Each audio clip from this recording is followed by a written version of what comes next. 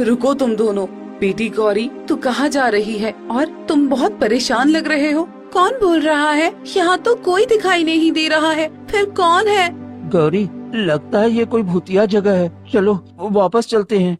गौरी, मुझे बहुत जोर की भूख लगी है और मुझे कुछ भी दिखाई नहीं दे रहा। तो मैं क्या बनाऊं, क्या खाऊं? मुझे कुछ समझ में नहीं आ रहा है।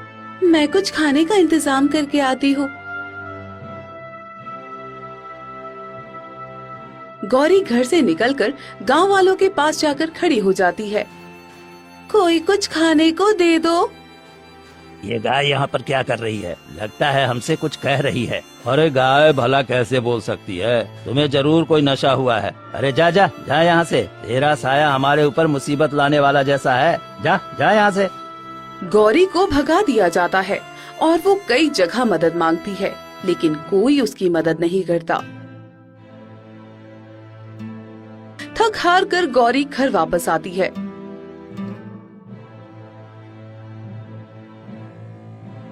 क्या हुआ गौरी? कहीं कुछ खाने का इंतजाम हुआ क्या? मैंने गांव वालों से मदद मांगी, पर कोई मेरी बात नहीं समझता, क्योंकि किसी के दिल में दया और प्रेम है ही नहीं। सब छल कपट से भरे हुए हैं। ये मेरी भाषा सिर्फ तुम और तुम्हारे पिता ही समझते थे, और कोई नहीं। दिन बीतते हैं और दोनों की हालत दिन ब दिन खराब होती जाती है।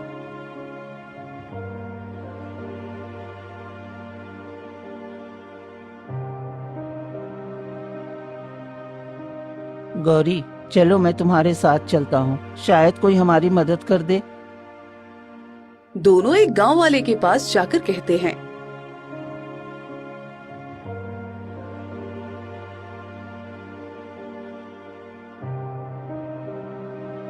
भगवान के नाम पर कुछ खाने को दे दो काका।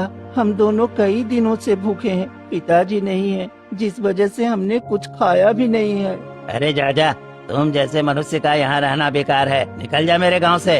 हाँ बिल्कुल ठीक कहता है। अरे तुम्हारा अपशगुन अब हमारे गांव पर भी पड़ रहा है। तेरी पड़ोसन ने कहा है कि उसने तुम्हें एक बार खाना खिलाया था, इसलिए उसकी जान अब खतरे में है। इसलिए तुम दोनों हमारे गांव से निकल जाओ।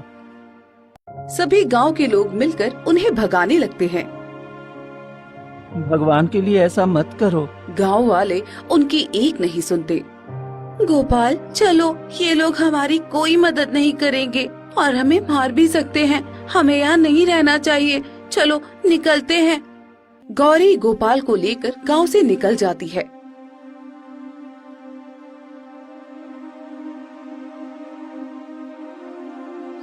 और घने जंगलों की तरफ चली जाती है।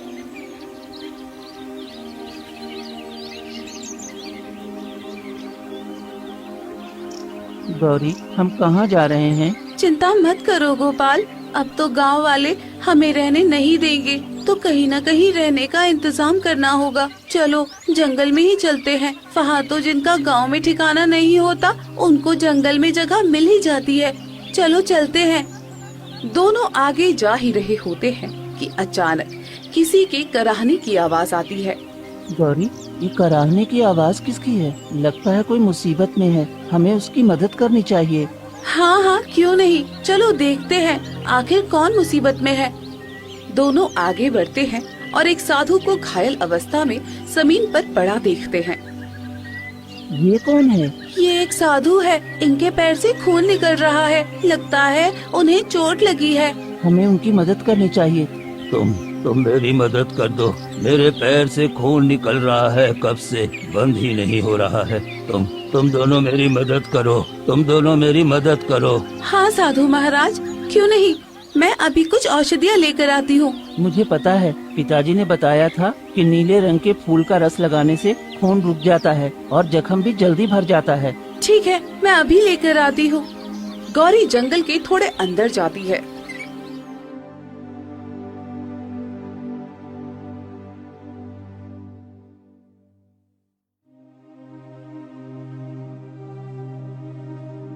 और नीले रंग का फूल लाकर साधु के जख्म पर रख देती है। कुछ देर बाद साधु को कुछ आराम मिलता है। तुम दोनों सच में बहुत अच्छे हो। मैं कई घंटे से मदद मांग रहा था। पर किसी ने मदद नहीं की। तुम दोनों दिल के बहुत नेक हो, तुम्हें इसका फल जरूर मिलेगा। ये मेरा वरदान है, और तुम्हारी आंखें न होते हुए भी तुमने बहुत अच्छा काम किया है। तुम दोनों की दोस्ती हमेशा यूं ही बनी रहे। साधु वहाँ से चले जाते हैं। चलो, हमारी किसी ने तो तारीफ की, वरना इतने दिनों तक तो सब हमें अपशगुन ही कहते रहे। हाँ गोपाल, अच्छाई का भी दिन आता है, और देखना एक दिन सब हमारी दोस्ती की तारीफ करेंगे। दोनों आगे बढ़ते हैं कि तभी एक रहस्यमयी आवाज आती है। रुको तुम दोनों, बेटी गौरी तू कहाँ जा रही है? और तुम बहुत परेशान लग रहे हो। कौन बोल रहा है? यहाँ तो कोई दिखाई नहीं दे रहा है। फिर कौन है?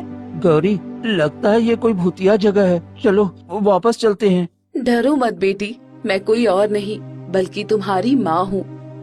माँ, तुम कहाँ से बोल रही हो माँ? हाँ, यहीं पर मेरी मृत्यु हुई थी, और मैं तुम्हें एक वरदान सौंपना चाहती हूँ। कुछ याद आया?